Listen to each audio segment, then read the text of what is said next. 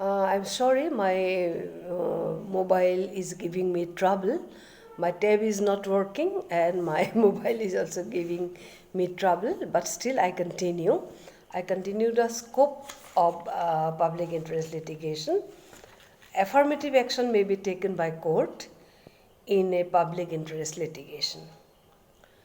Number 1 point. Number 2 point, letters containing opinions of some internationally known scientists on the subject, if that involves scientific explanation, then impact on public interest litigation may be taken as points of reference for giving a decision by the court. On scientific matters, letters containing the opinions of some internationally known scientists may be taken into consideration while delivering justice in matters of a scientific nature.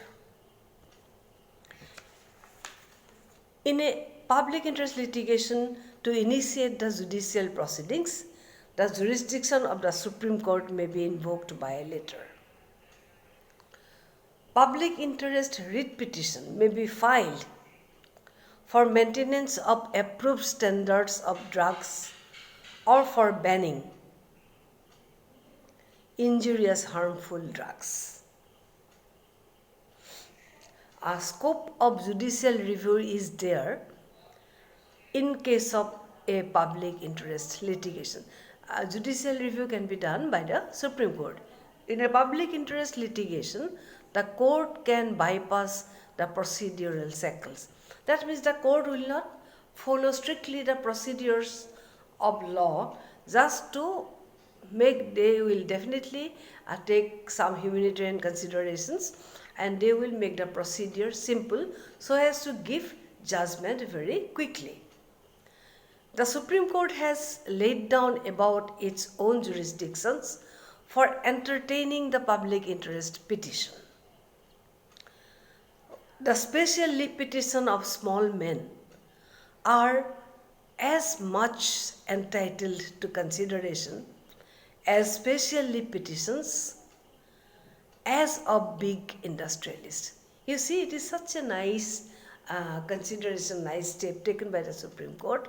The small man will be at par with big industrialists, with big people. Who are those small people?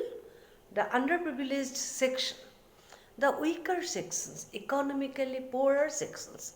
So they will be at par with the big industrialists in case of the special leave petitions, when special leave petitions are filed. Listing a petition speedily is within the administrative jurisdiction of the Chief Justice. The court has the jurisdiction to entertain a complaint of non-implementation of statutory and constitutional obligation regarding children in observation home in larger public interest. And also old age homes. If they are not treated well in the old age homes, the court can take action.